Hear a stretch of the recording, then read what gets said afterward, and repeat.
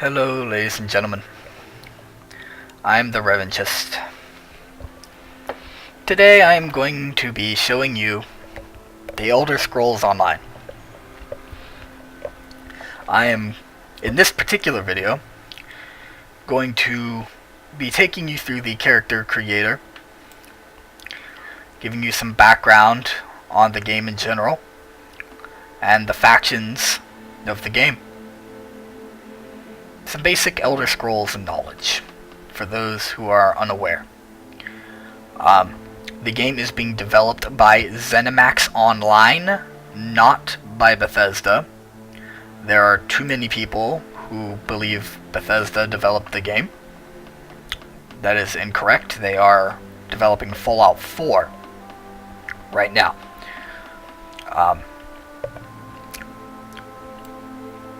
The developers in charge of the project, for the most part, were the same developers from the game Dark Age of Camelot, for those of you who might remember that game.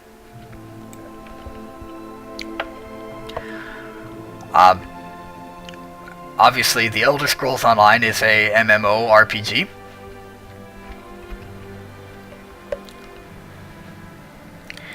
And, as you can see, the graphics are fairly decent for an MMO, at least in my opinion. I find them to be more than adequate, to be honest. I was expecting a lot worse from an MMO. So let's get to the character creator here.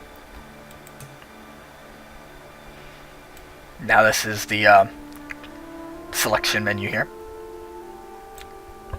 There are 3 factions in the game: the Daggerfall Covenant, the Aldmere Dominion, and the Ebonheart Pact.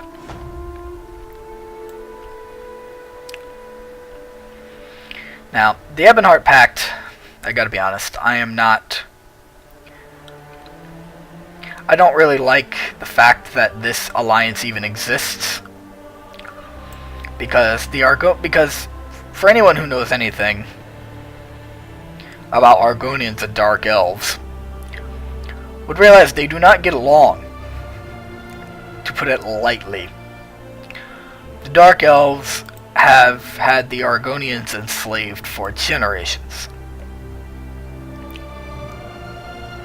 And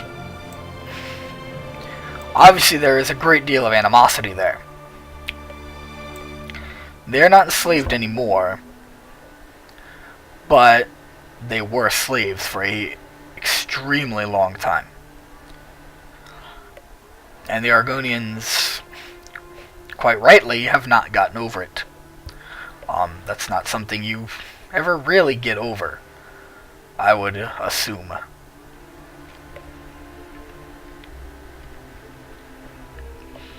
But at this point in history, it's the wound is way too fresh. In later games like Oblivion and Skyrim, it's understandable that it might have, smoothed over a bit. It's been a very long time since they were enslaved at that point in those games. But in this game, it's relatively speaking, it's still a pretty fresh wound. So I don't see them really working together, to be perfectly honest.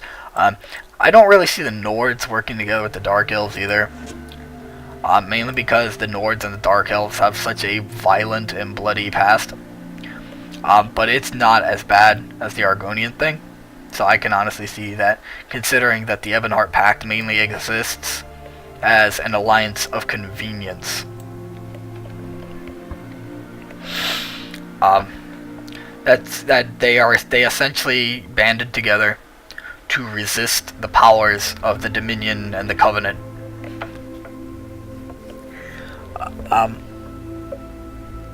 All they seek to do is maintain their sovereignty and defeat Molag Bal. That's essentially their goal. They're very simple in their end goals. Rather realistic about it. The whole concept, though, is kind of ridiculous because during this time period, of course, this being the Second Era, the Dark Elves are ruled by the Tribunal. Now, if anyone knows anything about Morrowind, or Elder Scrolls lore in general, you would realize that the Tribunal are living gods. They can do literally anything.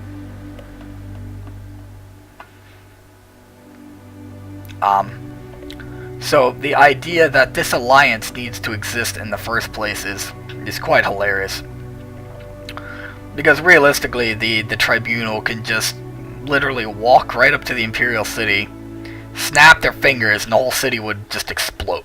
I'm not even kidding. It is that literal.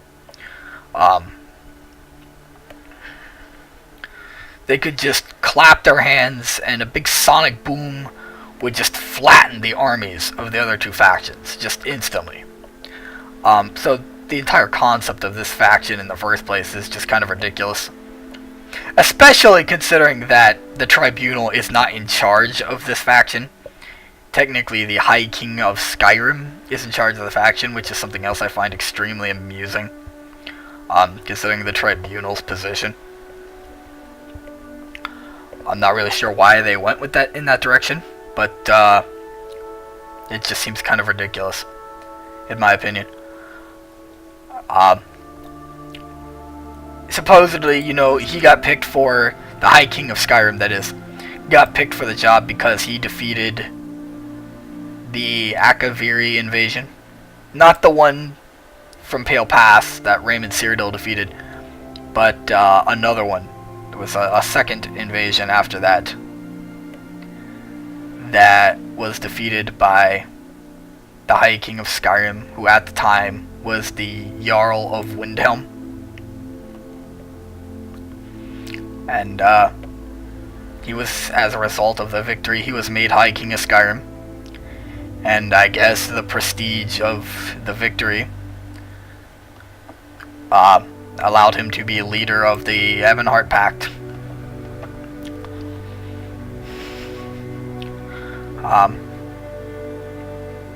Then we get to the Aldmeri Dominion.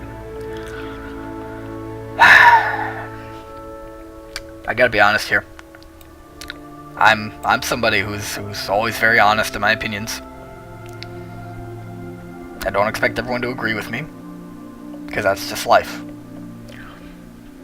But the Aldmeri Dominion is probably one of the most disappointing things about this game, for me.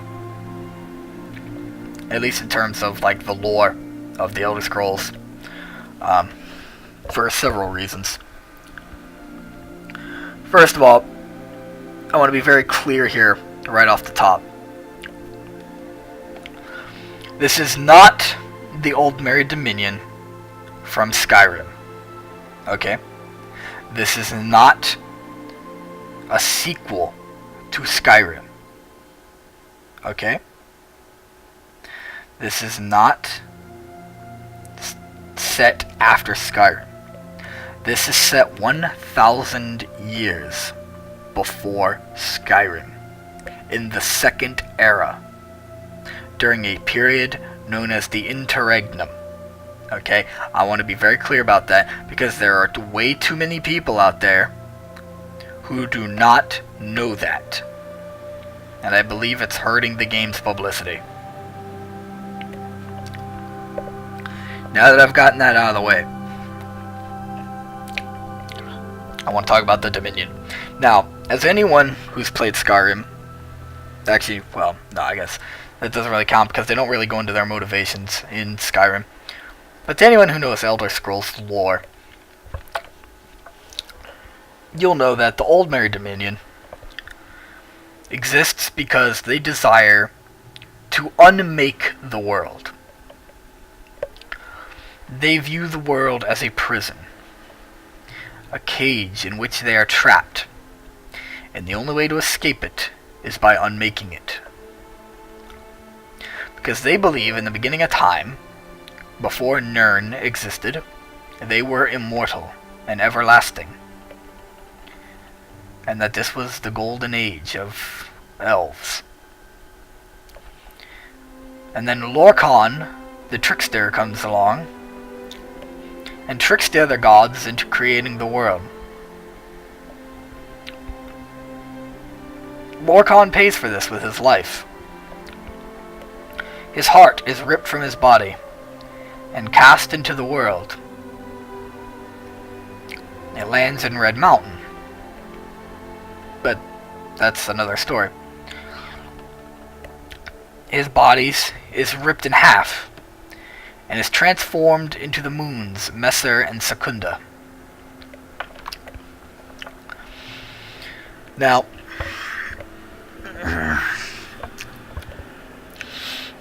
obviously the elves hate Lorkhan with the passion of a million suns, because in their mind he trapped them here.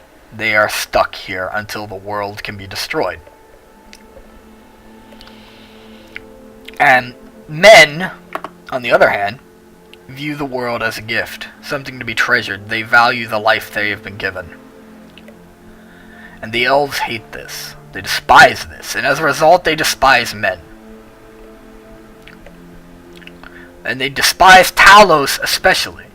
Okay, there's a reason that they hate Talos. They hate Talos because Talos represents everything that they hate. Because it shows that a man, a mortal, can ascend to immortality.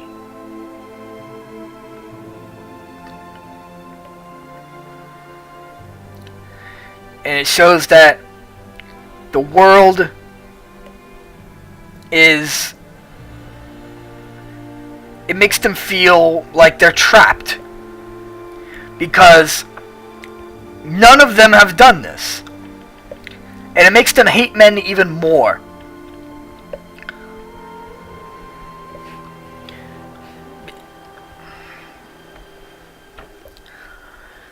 Talos is the very representation of why they hate the world. Talos is immortal. He was a man. Technically, Talos is more than just Tiber Septim, but I'm not going to go into that. But Talos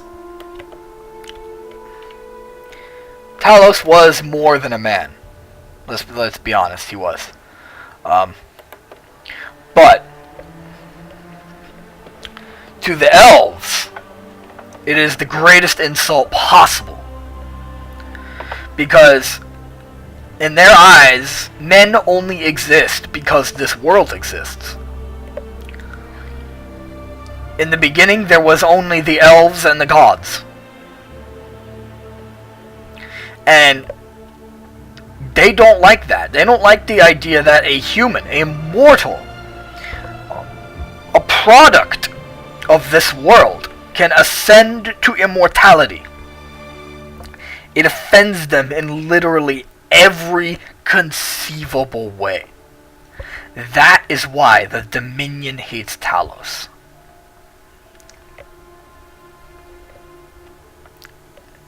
Because he is the antithesis of everything they despise.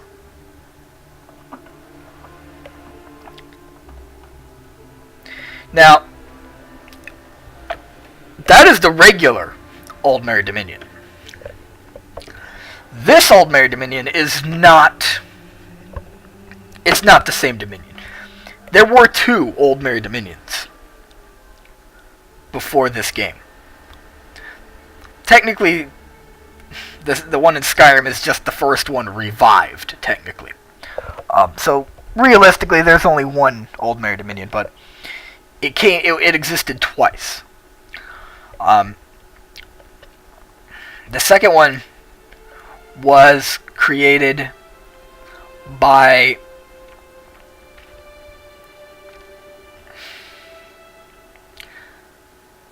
I don't really know. I don't remember right at the top of my head. I apologize. But essentially, it was created for the same purpose, to unmake the world. And in order to unmake the world, they have to destroy the pillars of creation, the towers that hold up the world, that separate it from the planes of oblivion. I don't remember all the towers right offhand, but I do know a few. For example, the White Gold Tower in Cyrodiil is one of these. The Throat of the World, the mountain in Skyrim, is one of these. The Red Mountain in Morrowind and Vardenfell is another one. The Adamantine Tower in High Rock, which is the oldest structure in all of Tamriel. Really, all of Nirn. Because it is where the gods met at the beginning of time. At the beginning of the world. It is also the spaceship that Akatosh essentially landed in. I believe it's Akatosh.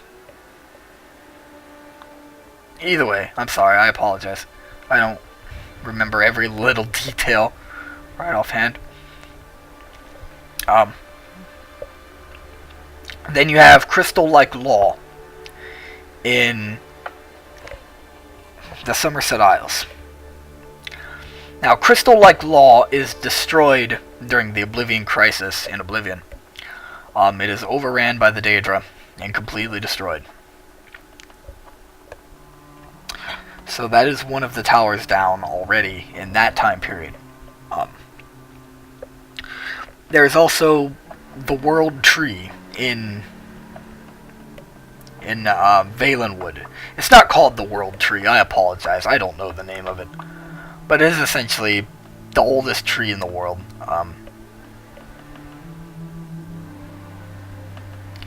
It's enormous.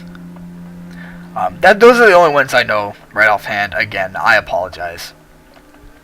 I don't know every little detail. I know a quite substantial amount, but I don't know everything.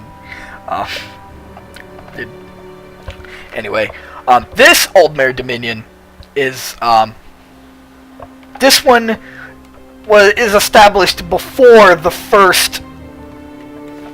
This is going to sound confusing. Before the first Aldmeri Dominion. God. Okay. What I mean by that, by first Dominion, is before this game came out.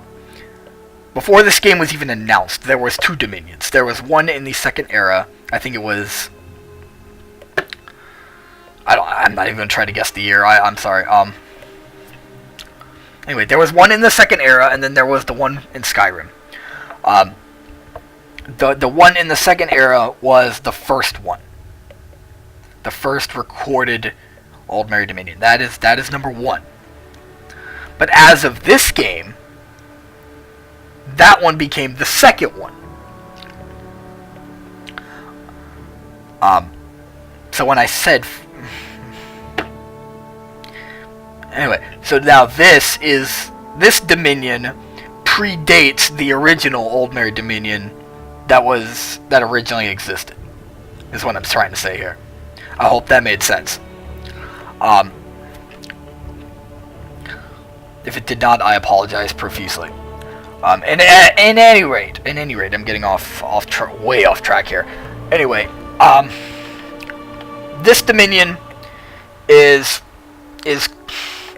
well, quite frankly, I think it's ridiculous. I think it's completely idiotic. But essentially, what this Dominion is trying to achieve is that they are trying to rule the world because they believe only they are capable of doing it correctly. Because they believe that the mortals of Nirn are too young to have the wisdom necessary for leadership. Which in itself is quite hilarious, considering that the queen of this Dominion is only 26. 26. Now, for anyone who knows anything about elves, you don't even need to know anything about Elder Scrolls for this, but for anyone who knows anything at all about elves, when you hear 26 years old, you should find that hysterical. A 26-year-old elf is essentially a juvenile. This child.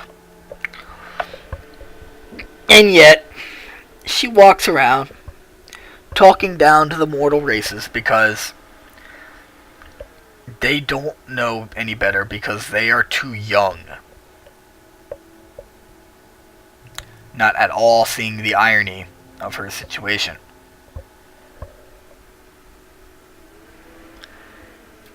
I digress. I'm not going into that.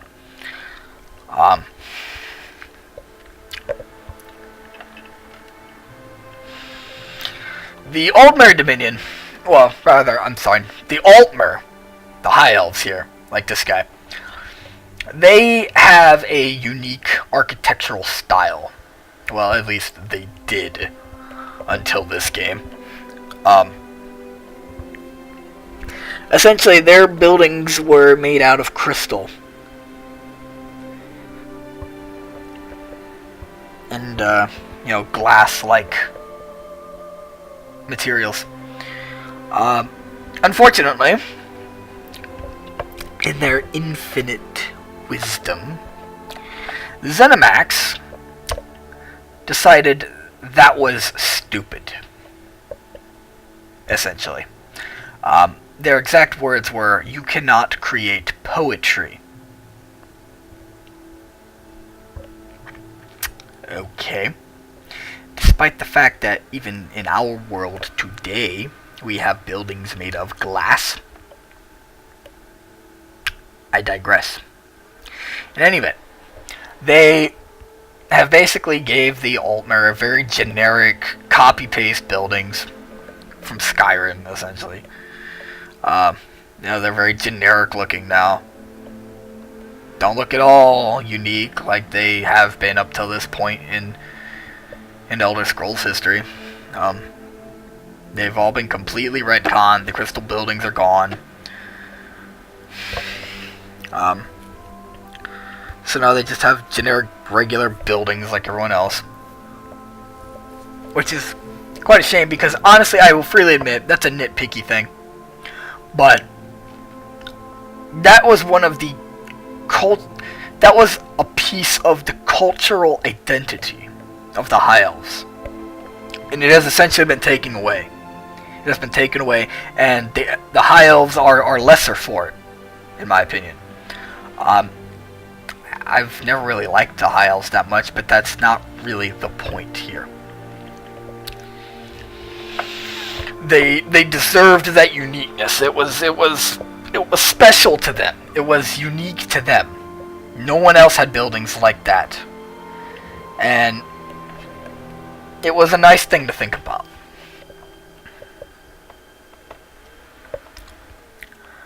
But in any event, those are most of the reasons why I dislike the Altmer Dominion in this game. It essentially is an affront to all of the lore I hold dear to my heart as an Elder Scrolls fan. There are many fans who would argue my point, obviously. There are many who would say it's irrelevant. Many would say, get over it, it's done. But those are my feelings on it. So, there you go. Then at last, we come to the Daggerfall Covenant. This faction is made up of the Bretons, the Orcs, and the Redguards. Now, obviously, the Dominion is made up of the High Elves, the Wood Elves, and the Khajiit. But anyway, over here, the Bretons are essentially, the brains of the operation.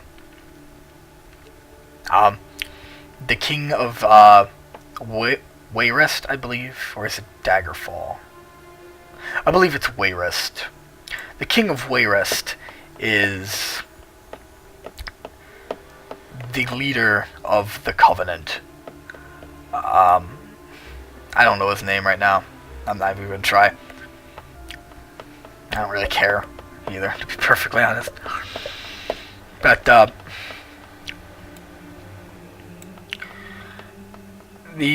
Red Guards are essentially the muscle, the brawn, because they are bar none the greatest warriors in Tamriel, greater than even the Nords. Hammerfell is the one province who has never been conquered by anyone except Tiber Septim. He was the only one who could accomplish it. And it was at tremendous cost to him. And in fact, he could not take them by force. He couldn't. Tiber Septim had to switch gears. He had to basically play the houses against each other. Because at that point, you know, Hammerfell was united, essentially. They were a united people under a king. And they firmly withstood Tiber Septim's attacks. As a united people, there was no way he would have ever taken Hammerfell that way. But then the king died. And in typical Redguard fashion, the Crowns and the Forebears started having at each other over who would succeed him. This was their downfall. And this is what... But even despite this, they were still driving him out. So, Tiber Septim made a pact with, I believe it was the Crowns. I don't know. It's one of the two. Anyway, he made a pact with them, with one of the factions, and they agreed to fight with him.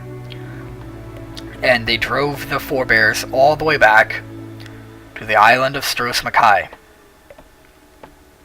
And this was probably the single bloodiest battle in all of Tiber's conquests. Because the Red Guards resisted so adamantly at Stros M'Kai. It was a tremendous battle. It was epic in every sense of the word. And then the Treaty of Stros M'Kai was signed after their defeat. And the Red Guards forever earned Tiber Septim's respect, because it required so much effort on his part to conquer them. And he is the only person who has ever done so. The Red Guards are not a joke at all. They are the real deal.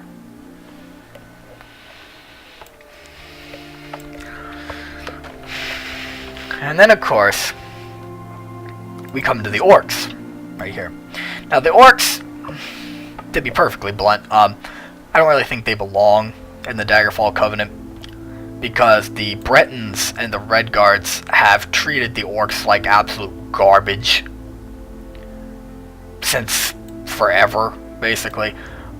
They have sacked their city, Orsinium. They have butchered their people. They've done They've basically committed every war crime conceivable upon the Orcs.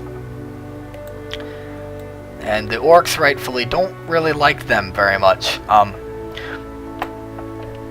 But, you know, for the sake of consistency, you know, keep everything nice and even, 3 races apiece, no, I can let it go. But, no, I will freely admit that was a very nitpicky thing. But, as you can tell, I wasn't really that upset about it. Not like the Dominion. But, I just wanted to point that out, my opinion there. I apologize. Now, the whole purpose of the Covenant is to essentially restore the Second Empire of Raymond Cyrodiil, and to restore peace to Tamriel at any cost. At any cost. Now, for those of you who are not aware of who Raymond Cyrodiil is, he was the Dragonborn who, using the Amulet of Kings, founded the Second Empire. And Raymond Cyrodiil became emperor by defeating the first Akaviri invasion at the Battle of Pale Pass. Now, realistically, the Akaviri invaders kind of willingly bowed to him. They submitted to them because he was essentially what they were looking for, which was a Dragonborn. And anyone who's played Skyrim, you'd realize the very close relationship between the Akavir and the Dragonborn. And the Dragon Guard of Akavir swore to defend Raymond Cyrodiil and all of his heirs for the rest of time. Because the Dragonborn is like, I guess kind of like a god to them, I guess. It's like the most important person in the world, in their eyes. So, his empire, unfortunately, doesn't last very long. Raymond Cyrodiil, he dies peacefully, and his son rules the entirety of his reign. He passes away peacefully.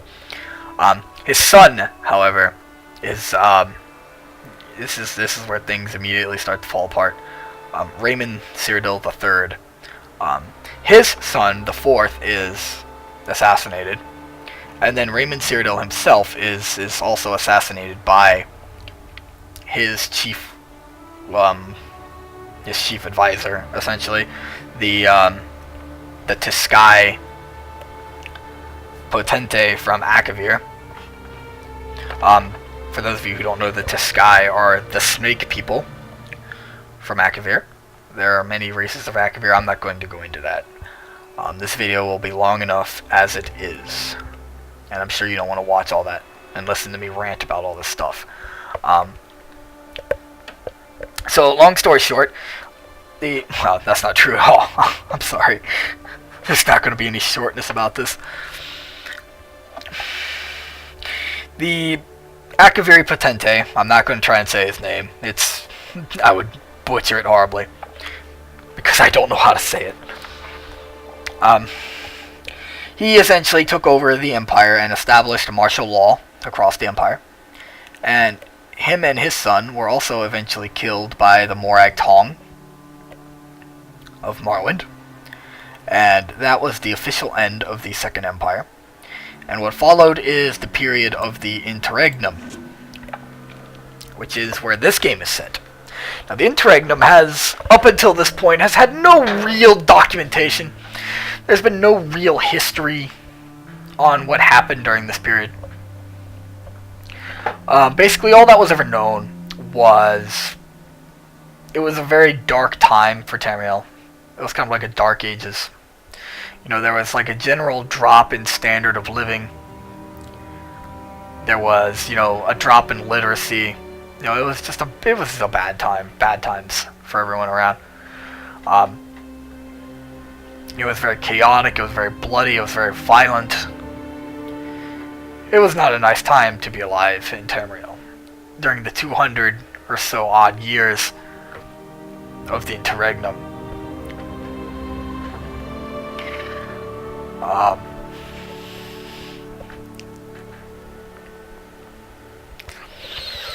And essentially, that whole time period was essentially a clean slate for them to build the game in.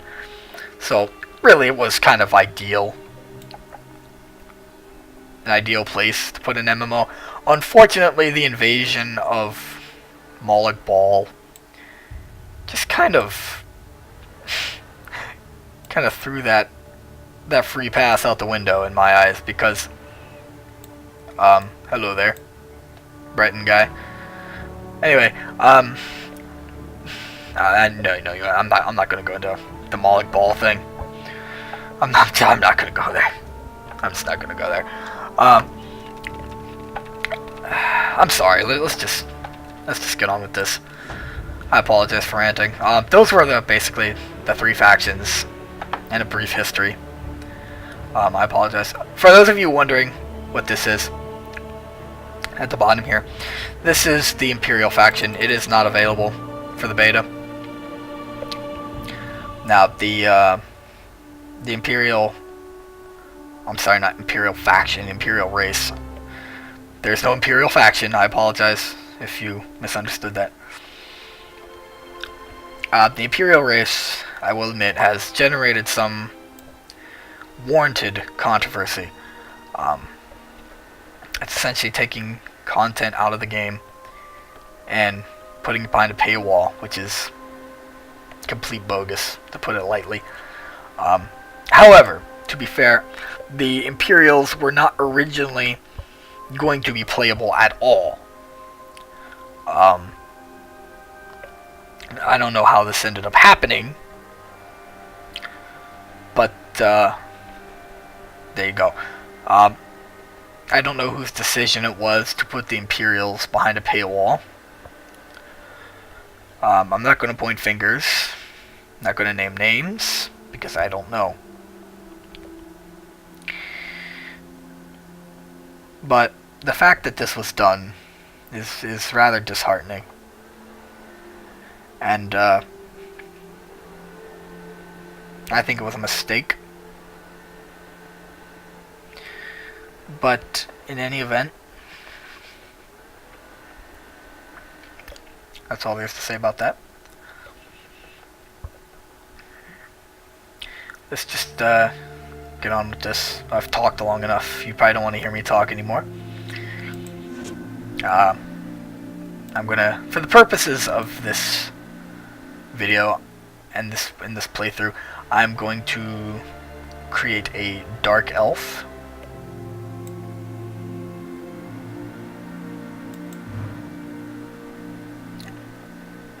Sorcerer.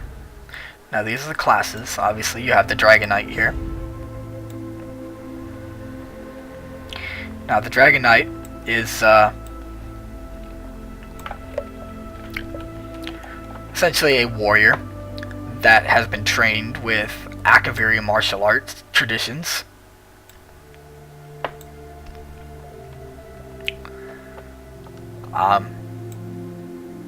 So that includes, you know, dragon style powers. I don't think that's accurate to. I don't think that's the right way to describe them. They're really just kind of like fiery powers, really. I mean, lots of fire involved. Not like a fire mage, but you know, it's kind of like, I don't know, like spiky stuff. You know, lots of spikes and flames. Anyway, I'm sorry. If sorcerer, you know, basic mage. You know, this is just kind of like the all-in-one mage, essentially. You know, you can be, you know, a conjurer, a mage, you know, whatever else you can think of. This is essentially that class here. Then of course you have the Nightblade, which is essentially the sneaky rogue class. You know, they'll sneak around behind you and stab you with their knives here.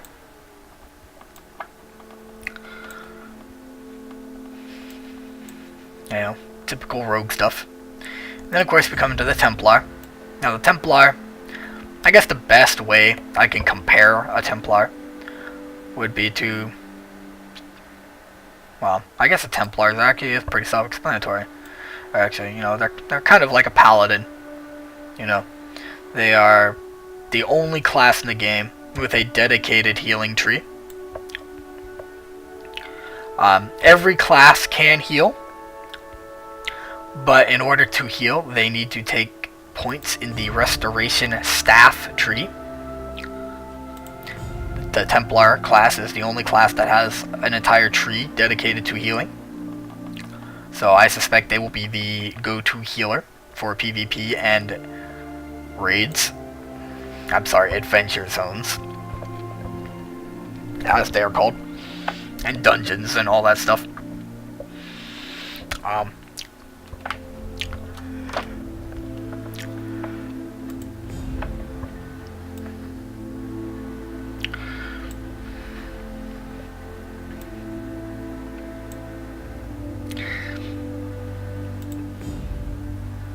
I will, for the purposes of the gameplay video for this, I will make a sorcerer. Now we get to the customization. As you can see, it is fairly extensive. It is truly a Elder Scrolls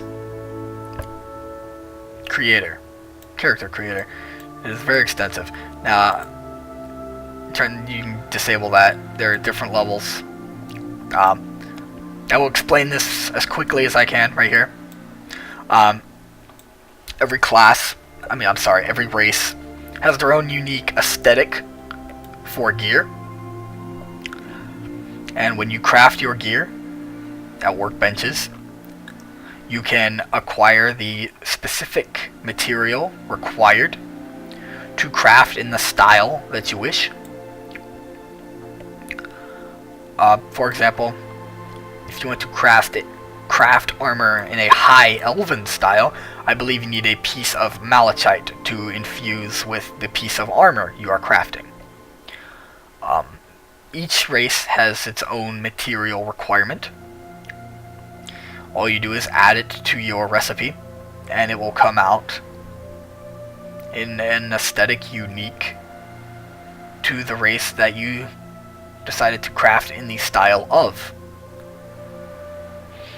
So for example, for like this here, you would need you need to craft all of your gear in Dark Elf style to get this suit of armor here to look exactly like this. You know, like I said, every race has their own unique style. You see, like Argonians here, kind of looks all tribally. More Aztec-y, actually. Aztec-y. I'm sorry. That was a horrible way to say that. You know, kind of Aztec-ish style. Well, at least for the mage, anyway. And then, of course, you know, you have the Nords with the fur. You know, lots of fur. Typical, you know, Skyrim fashion. Lots of fur there. You know, then you have the Breton with, like, you know, the majestic silk robes and all that, because the Bretons are typical, you know, they are like typically the spellcasters. And then of course, you know, you have the orcs here. Very brutish looking. An orc mage, that's funny. Anyway, you know, very, you know, kind of simplistic, but strong, durable. You know, typical orc fashion. You know, then you have the Red Guards. You know, definitely, you know, Arabian style. You know, more Eastern, with the very silk-like looking appearance. You can see due to the shininess. Very elegant looking in appearance. And obviously, ladies, as you can see, you can play as a female as well. For everything. Typical MMO stuff. Anyway, you know, then you have the High Elves here. Each race has their own style, as I said.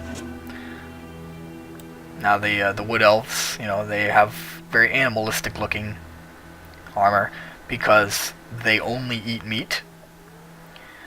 They eat no fruits or vegetables at all. They eat no plants. They only eat meat. Due to the Green Pact, which is an ancient pact that they essentially made with, you know, with their gods to respect and preserve nature. So they refuse to eat it.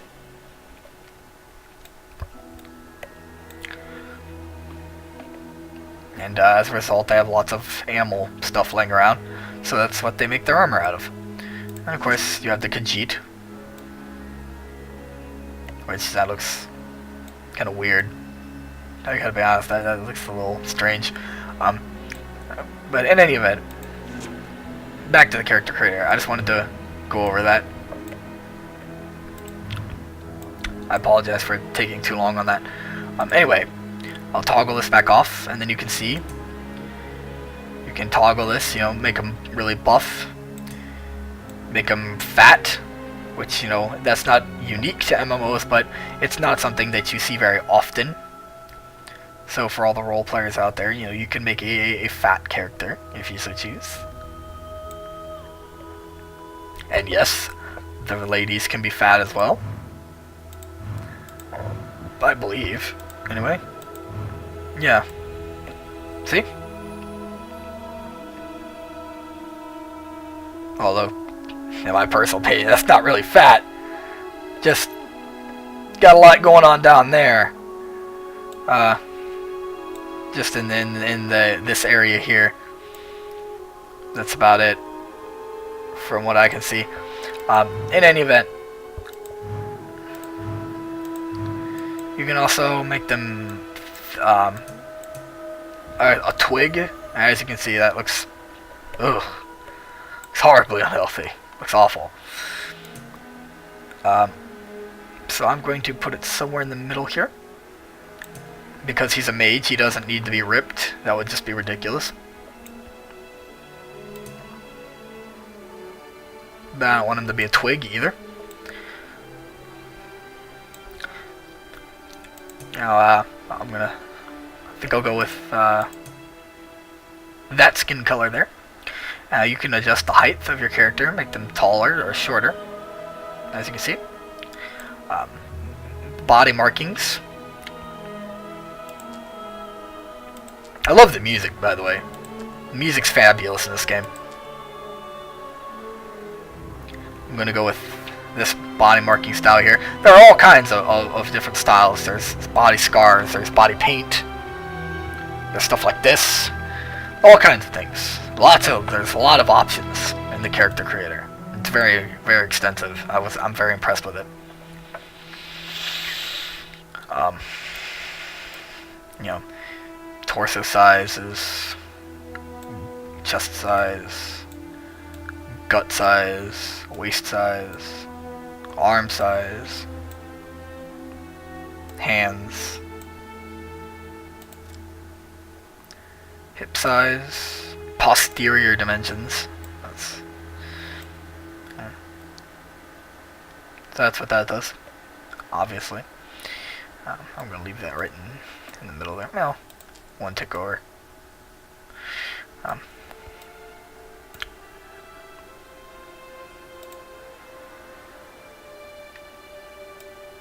Okay. Then we get to the face. The face has the same triangle thing here. You can make them look heroic, make them look softer and less threatening. You can go over here for the angular look. Now personally, that's what I'm going to go for because that's more of an elven appearance.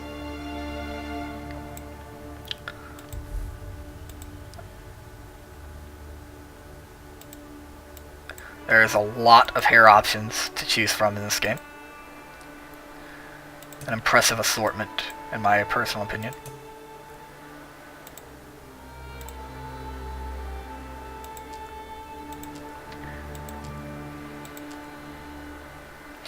I'll go with that one. Now, it might just be me not seeing correctly, but if you decide to try this game, I want you to pay attention to the hair color here, with the colors displayed here, because I don't think they match the colors displayed in the little graph here. They don't ever seem to quite match the exact colors displayed.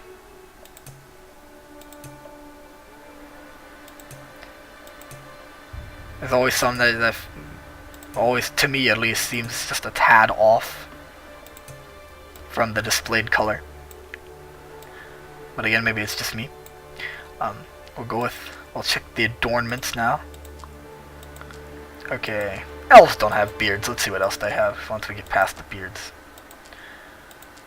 I'm sorry, I don't believe in elves with beards. It's just nonsense. Oh, that's a nice little earring there. I haven't actually checked the Dark Elves customizations before. I don't typically play as a Dark Elf. I don't like Dark Elves all that much. I think they're douchebags, but that's not the point right now.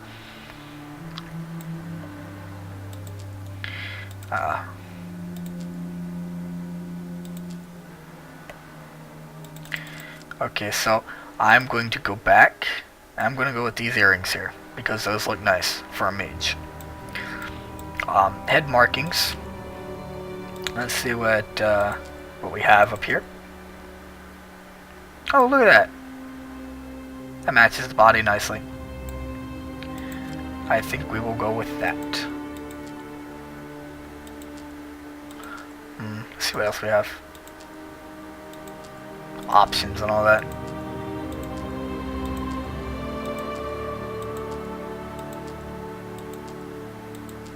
As I said, most of these have matching body type, matching body patterns. If you want to do that, or you can mix and match, obviously. Not everyone wants a uniform appearance. But I think this will look nicely on my character here. Especially since he's a mage. Give him a mystical appearance.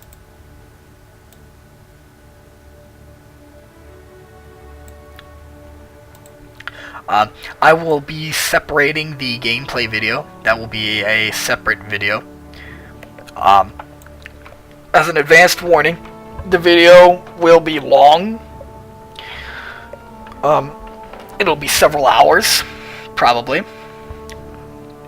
I'm not going to edit it. I'm just going to record it and upload it. Just straight gameplay. With as few interruptions as possible.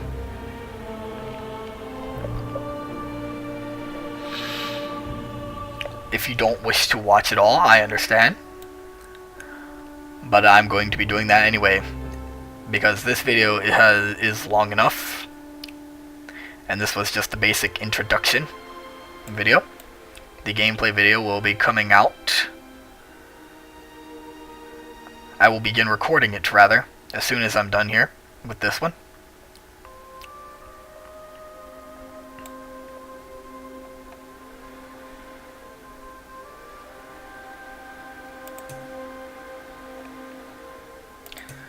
And they will be uploaded separately.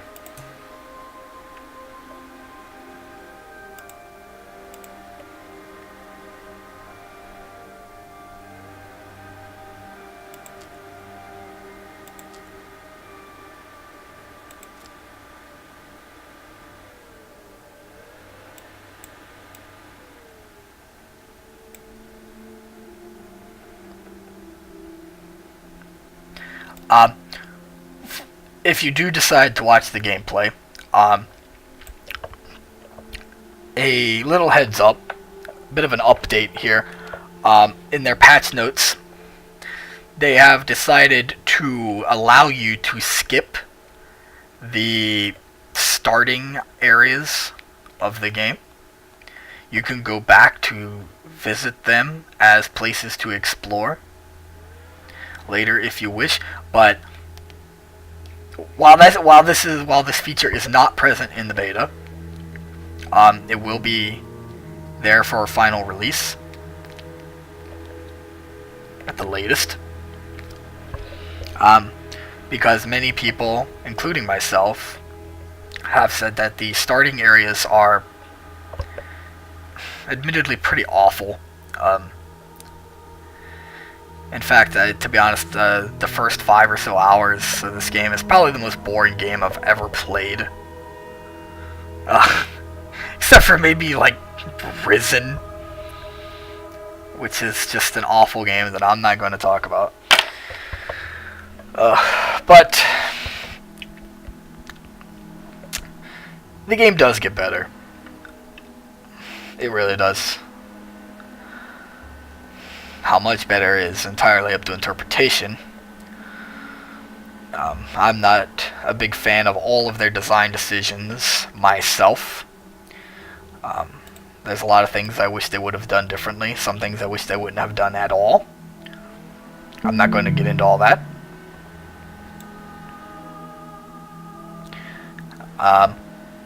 But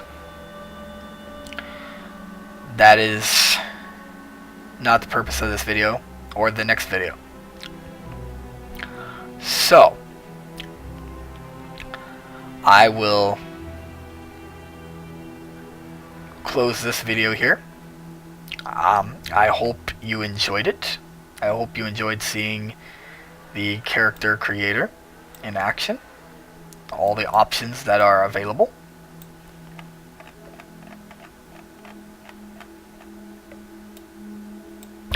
As you can see here, really quickly, there is a voice tab for your character.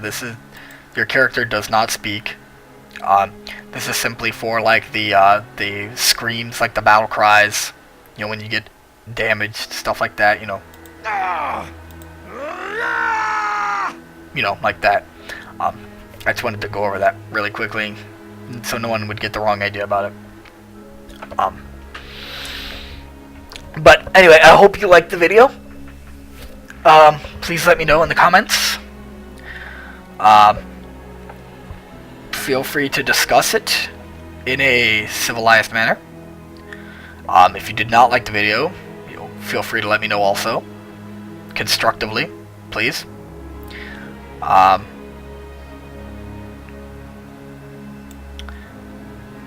So yeah. Elder Scrolls character creator.